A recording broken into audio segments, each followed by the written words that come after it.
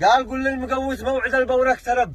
قل للمقوت موعد البورة اقترب، لا عاد يهنجم او يقلب صورته.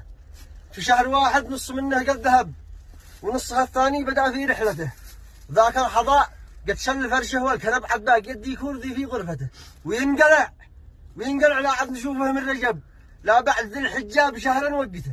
يا محسن البورة إذا الموسم قطب، موالعة نابات رحب وصلته. به مولعي كمله ولا عزاد شب، به مولعي كمله ولا عزاد شب. واصل وهو يشرس وتفضى باغته.